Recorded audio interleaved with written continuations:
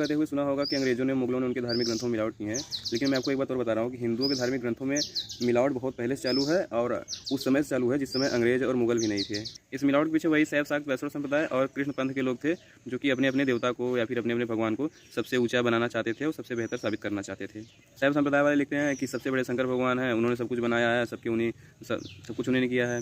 वैष्णव संप्रदाय क्या करेंगे, अरे वो नारायण है, वो सब उन्होंने सब कुछ बनाया है, सब कुछ बना के क्षीर सागर में सो गए। शाक्त संप्रदाय क्या कहती हैं कि सब कुछ वही जो शक्ति, आपने शक्ति वाला कहानी सुना होगा ना, एक शक्ति थी, उन्होंने तीनों लोग को बनाया, फिर एक लोग को मार दी, फिर एक लोग को पैदा कर दी, फिर एक लोग को बनाया। ये वाला कहानी सुने हैं ना, शाक्त संप्रदाय वाले हैं ये सब, ठीक है। तो ये तीनों पंथ वाले अजीब अजीब पूरे अपने पता नहीं कैसे कैसे कहानी बना बना के इसी हिंदू धर्म के ग्रंथों में कचरा फैलाए हुए हैं। और कृष्ण पंथ वाले क्या है ना, कृष्ण पंथ वाले सोचते हैं कि विष्णु जी, और जैसे कि नॉर्मल हिंदू क्या सोचता है ना कि कृष्ण जी विष्णु जी के अवतार हैं, लेकिन जो ये कृष्ण पंथ वाले हैं ना, वो कहते हैं नहीं, जो कृष्ण जी हैं वहीं पूरे संसार को बनाया है, वो गोलोक में वास करते हैं। एक तरफ से वेदों में बात होती है कि जो परमात्मा है वो निर्गुण निराकार है, तब से अचानक से ये कृष्ण पंथ वाले आते हैं, बोलते क्या है, जो तुम उस ज्योति की कल्पना कर रहे हो, मैं उस ज्योति को देखा हूँ, उसके पार देखने की क्षमता बहुत कम लोगों के पास है। जैसे ही आप देखेंगे वहाँ देखेंगे कृष्ण भगवान गोपियों के साथ नाच रहे हैं। ये कृष्ण संप्रदाय वाले कहते हैं, बड़ी अजीब अजीब कहानी बनाते हैं। अच्छा, इसमें सबसे ज़्यादा घाटा हुआ है अपने ब्रह्मा जी का, ठीक है। सबके पक्ष लेने तो हो गए, लेकिन ब्रह्मा जी बहुत बड़े ब्रह्मचारी थे, बहुत विद्वान थे, ठीक है। तो इनका पक्ष कौन ले?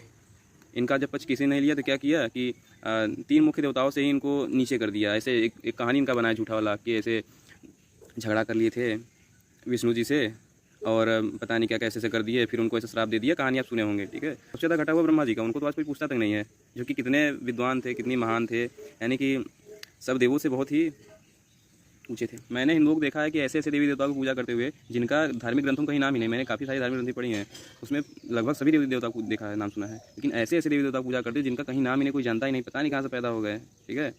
और एक तरफ जो ब्रह्मा जी हैं, उनको कोई पूछता नहीं है। ब्रह्मा जी जिनसे वेद निकली है, वेद का ज्ञान निकला है, ऐसे लोग कोई इसलिए नहीं पूजा करता क्योंकि किसी को वेद समझ में नहीं आएगा, ठीक है। कथा कहानियाँ समझ में आ जाएंगी। ब्रह्मा जी कोई अवतार की कहानी भी नहीं है कि ब्रह्मा जी ने ऐसे अवतार लिया कोई उनको पूछे, ठीक है। कोई तपस्या करने जाएगा नहीं ब्रह्मा जी के लिए, किसके अंदर दम है? क्या किया, ब्रह्मा जी के लिए छोटी छोटी कहानियाँ लिख दी हैं कि एक कहानी वो वाला जिसमें ब्रह्मा जी की झगड़ा कर लिए थे विष्णु जी से, शंकर जी से, फिर क्या वो उनको श्राप दे दिया गया। एक कहानी वो कि सरस्वती जी को उत्पन्न किए, फिर उनसे शादी किए, फिर इसका भी एक ऐसे उल्टा सीधा कहानी बना के रखे हैं पुस्तकों में। तो सबसे ज़्यादा मिलावट तो अपने हिंदू लोग खुद किए हैं, ठीक है। हाँ, सुधार का समय है, अभी बहुत सुधार चाहिए।